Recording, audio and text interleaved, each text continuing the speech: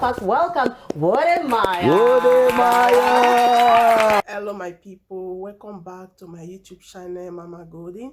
I want to say a big thanks to all my new subscribers and to my old subscriber. Yeah, guys, you saw the presentation. So in this video today, we are going to be talking about Wode Maya. I mean, the biggest Ghana YouTuber, the biggest Africa YouTuber. Wow, when I saw his interview with Cititube, so Cititube interviewing, so when I watched that interview, I was so inspired, you know. I was so happy for him. So why am I sharing this video? You know, sometimes maybe you might have not known his story before, but I have been following him for some while. I think I have talked about him maybe once or twice. But there is something that really inspired me in this interview that he made, because he even said that it was something that in love, and he was just doing it while he was still in school. So even before he went to China. And another thing, so I'm going to let us watch the interview, but I just want to share my, I love what he said. I love what he's doing. I just want to share a little thing here. You know, we as a little YouTuber that we are coming, sometimes when we are doing this thing, people say, what are you doing? No, but he was doing it because he loved it. He was doing it because there is something in his mind that he want to share. And now the thing have touched the whole world. So, and he said there was a time when he make video, sometimes he have only 10 views, but that wouldn't stop him. Or sometimes he have 8, he have bad comment. It did not stop him, because he know he was just doing something it's like, and he want to bring light to the world. He want to bring light to Africa, you know. And later he traveled to China.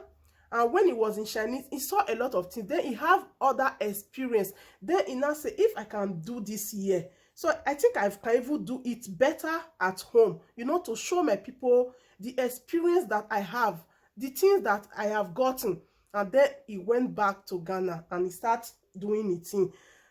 Guys, so why I should really share this video is that when we are doing things, guys, support, because he said in the interview that when he was doing it, he was trying to ask people, you know, say help. They say no, this thing, no. But he said when he asked his Chinese friend, he directs him, he showed him the way. But that did not, that his Chinese friend did not say, are you sure you can do this, you know?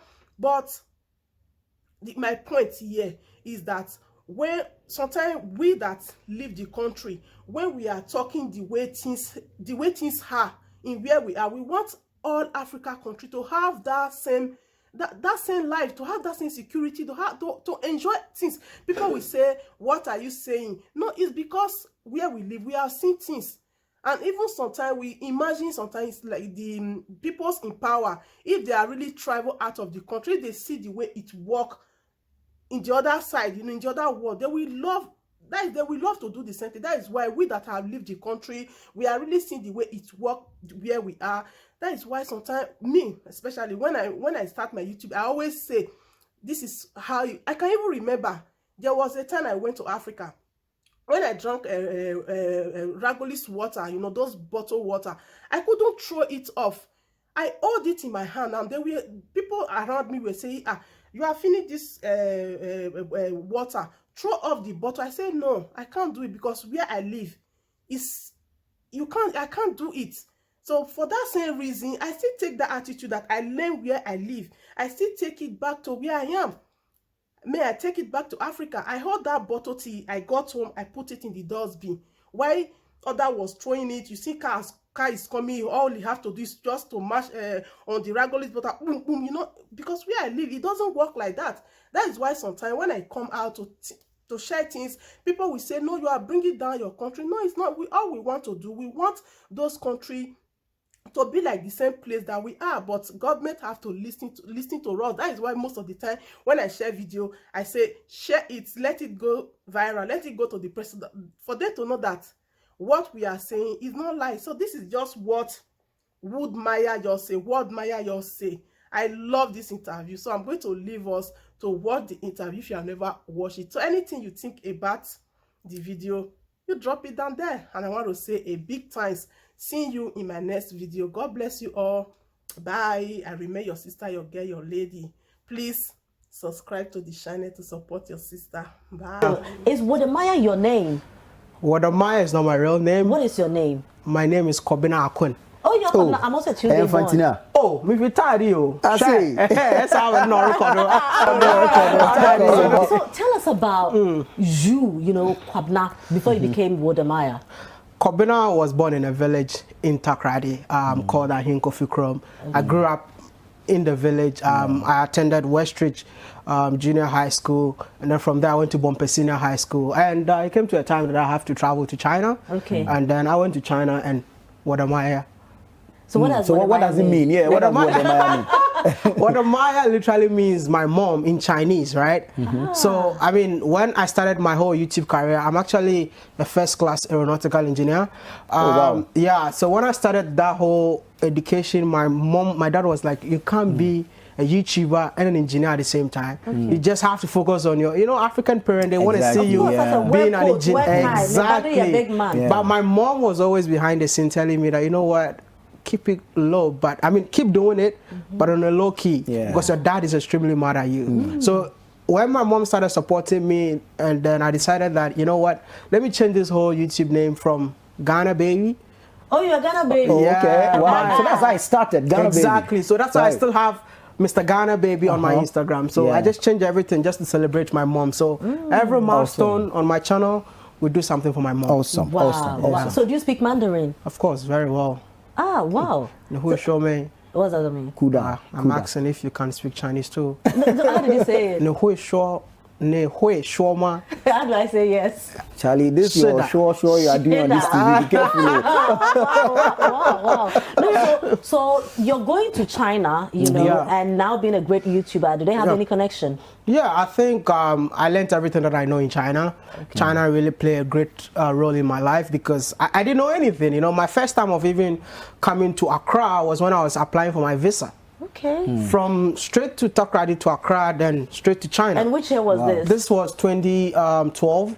And let me tell you something. When I even arrived in Dubai, they looked at me and they said, "Where's your mom and dad?" They even detained me for hours. I was the last person to, you know, exactly. So that's why the name is Ghana Baby came about. Okay. Exactly. So I mean, I went to China and I was exposed to 24/7 internet, and I was doing research about how can I study and at the same time do something else on the internet. Right. You understand? So that is when I started consuming a lot of YouTube content, and I found out that, oh wow, you can actually do this and earn from it.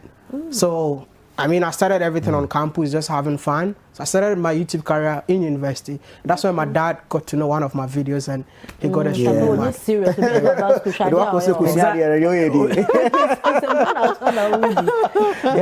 How do you create the content? And when you start off, are you certain that, okay, this is going to be eye-catching? You know, I started YouTube as a hobby because I had a passion for being in front of the camera. I'm a very talkative guy, so I just felt like I cannot be talking for free. You need to pay me for talking. Right. You understand? And that is when YouTube came in. So I started creating everything just for fun on campus. I mean, I started videos with Chinese women. So my dad was literally mad. So because what were you discussing with the Chinese women? Just, I mean, flirting with women, that's it. As a young black guy living in China. So that's how I started. Did they fancy you? Exactly. You black man, you speak Chinese, definitely have upper hand. Oh, wow. Exactly. Because I learned to speak Chinese in 3 months. So I had to, Awesome. Because I understand Chinese is a very difficult language to learn. It's a very difficult language, but, you know, I went to China with no school fees. So within that 3 months of not going to school, I had people, because I was like a baby, so the people that clean our hostel, they loved me. You know, they were like, why are you in the room? You're not going to school. So all the time they come to talk to me, and that is when I was able to communicate with them, consume YouTube video on how to say this, and I come and tell them. And within 3 months, I was able to speak the street Chinese until I even started my class. Wow. So that is how Impressive, everything. huh? Exactly. Let's just go back to the content and then how it started with the Chinese women. So it started with Chinese women, and when my dad got mad, he was like, you know what, you speak Chinese. Why don't you use your Chinese in a positive way instead of always with women? Because you know I'm not going to allow my son to be doing that kind of thing. So it came with the concept of being a black man, changing. Clearing misconception about Africans living in China. Okay. And that my first video blowed up. This was when? This was in 2014. 14, okay. Because I was doing YouTube for 2 years, no one was watching me. Like being a comedian, no one was watching. Until I spoke to my dad, that concept came in by changing the misconception about Africans living in China, and that's it. People could relate to what I do. Exactly. And I became a successful YouTuber in Africa, in China. And when I became that, I felt like, you know what, China is not my home.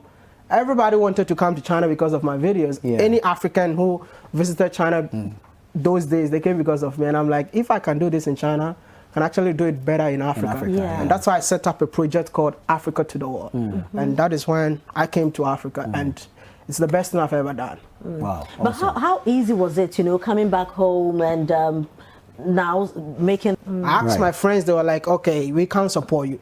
We don't support trips like this. So I spoke to my Chinese friend, and then he used his credit card to get me a ticket in 5 countries. And when I go to Ghana, no one was watching. I'm like, you know what, straight to Ethiopia. Then Rwanda, I sat in the gutter and everything changed. And I told my friend that, hey, you know what, we're paying the loan. Tell me our approach to business, you know, the African and the Chinese. Africans always want to see you successful before they get close to you. But a Chinese person sees the future and he wants to invest in you. And that's our problem. My friends never supported me. They were like, yo, we don't support trips like this. You're going to Africa to chill with women. You're telling us to give you $1. I never even asked for anything. I asked for $1. You know, because I had the money, but the money was too much. So I was asking people for like, yo, $1 to support. Awesome. That Rwanda one that blew up. I mean, right through your thought process, what came into your head for you to go sit in the gutter? I mean, I feel like sometimes I don't even know what I'm doing.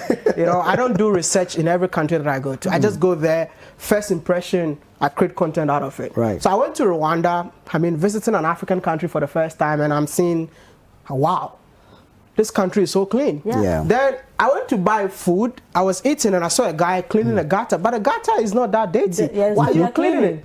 Then I went to him. I left my food there and I went to him and I asked him, why are you cleaning the gutter? He said, that's my job. I clean the gutter 5 times a day. Whether it's dirty or not. Whether it's dirty or not, 5 times a day. And when he told me that, I quickly went back to the restaurant, pick up my food, come and sit in the gutter just to tell people that it's the cleaner. People were looking at me, is this guy going mad? But in my mind, I was just creating content. And that video changed my life. Wow. Yeah. And subsequently, how has the journey been? It's been fantastically well. I think currently it sits on 861,000, almost 1 million, #1 in Ghana. It's been amazing. I don't know how, because no one was tapping into this. You know, when I came, I saw a lot of content creators. Has YouTube. Exactly. But my concept is totally different. I'm not even recently YouTube is giving funds for content creators. Ghana was exempted. You know why? Because most of our content, I reach out to them and they're like, most of our content are in tree. You know. So now we're trying to bring that thing back again. There are a lot of content creators that are coming up that are using English to create content in Ghana. So I think very soon, I think we will also qualify for the funds. So what makes one a great YouTuber? Personality. Not the content? You see, it's not always about the content. You always have to put yourself in your videos. I mean, I always tell people that I'm a village boy from Ghana. When I started, Ghanaians thought that, oh, you are not elegant, why are you wearing shorts, why are you doing this and that? But no, I wanted to be me. And use my own way to tell the story. And people could relate to me.